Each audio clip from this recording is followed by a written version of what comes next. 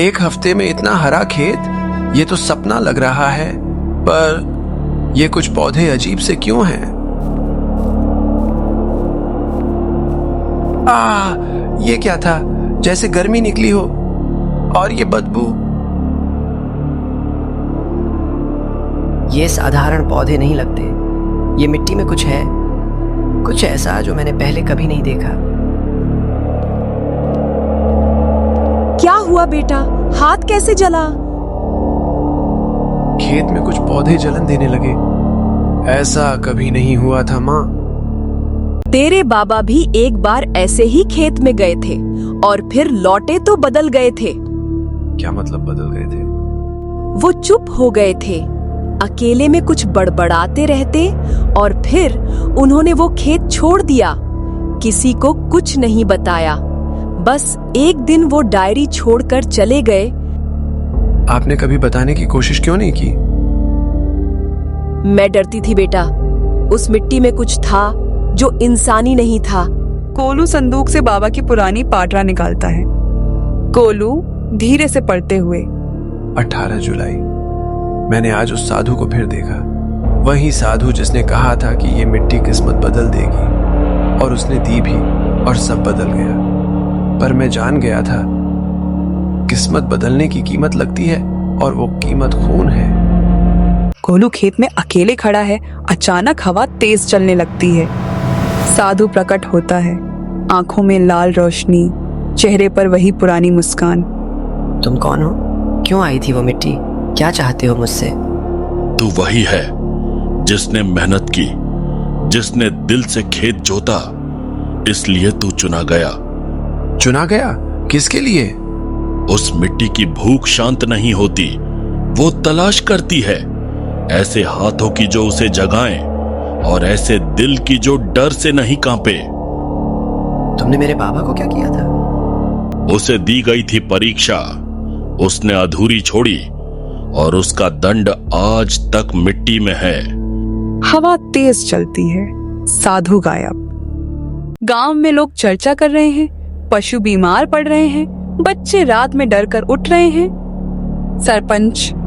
अजीब बात है, पहले तो खेत चमत्कारी दिखा, अब गांव में बीमारी फैल रही है। एक बुजुर्ग। ऐसा ही हुआ था 30 साल पहले, जब रामनिवास के खेत में कुछ उगा था जो धरती से नहीं लगता था। एक महिला। कल रात खेत से रोशनी निकल रही थी, जैसे कोई अंदर आग जला रहा हो। गोलू नींद में चौंकता है। एक सपना दिखता है जिसमें बाबा खेत के पास खड़े हैं, धुंध में लिपटे हुए। बाबा धीमी आवाज में, बेटा, उस मिट्टी को चैन नहीं जब तक तू उसकी आवाज न सुने। गोलू रुआंसा होकर, बाबा क्या किया आपने? क्यों मुझे इस राह पर छोड़ा? बाबा, गलती मुझसे हुई थी, मैं डर गया था। तू डरे मत, उसे शांति चाहिए, उसे सच्चाई चाहिए। गोलू आंखें खोलता है, पसीने से भीगा चेहरा, दिल तेजी से धड़क रहा है। रात का समय, आसमान में बिजली चमकती है। गोलू हाथ में फावड़ा लिए खेत में अकेला खड़ा है। तेज हवा चल रही है, पर उसका चेहरा शांत और दृढ़ नजर आता है। गोलू धीरे, खुद से बड़बड़ाते हुए, ये वही जगह है जहां बाबा की डायरी में निशान था। अगर सच में कुछ छुपा है तो अब और छुपा नहीं रहेगा। वह मिट्टी हटाने लगता है।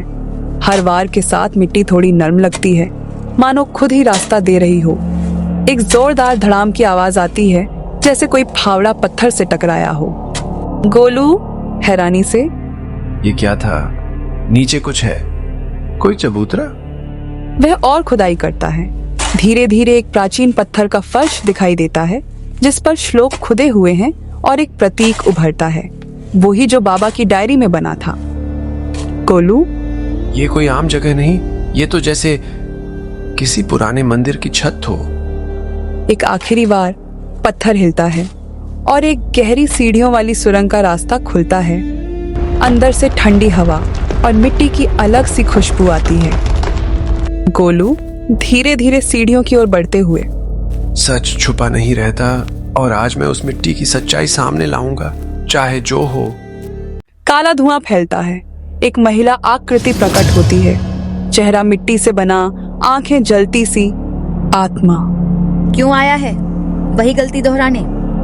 गोलू हिम्मत करके। मैं जानना चाहता हूँ, तुम कौन हो? आत्मा।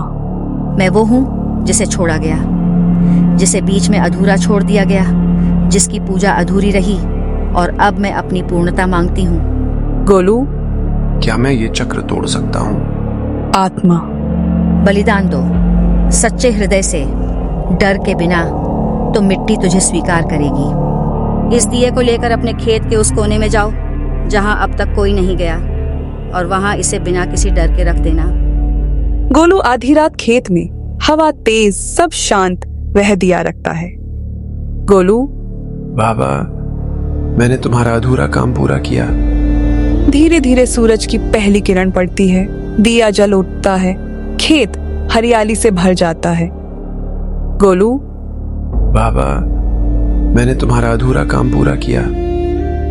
अगली सुबह पंचायत में भीड़ जमा होती है। सरपंच।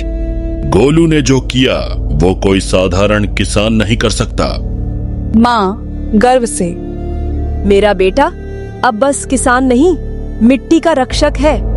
लोग ताली बजाते हैं। गोलू अपने खेत में खड़ा है, तभी उसके पास एक पेपर उड़कर आता है। गोलू पेपर को पढ़ता है। ये तो एक शुरुआत थी। असली मंदिर वो है जो कभी उजाड़ जंगल में था, जहां मिट्टी अब भी जागी नहीं, पर उसकी नींद गहरी नहीं है।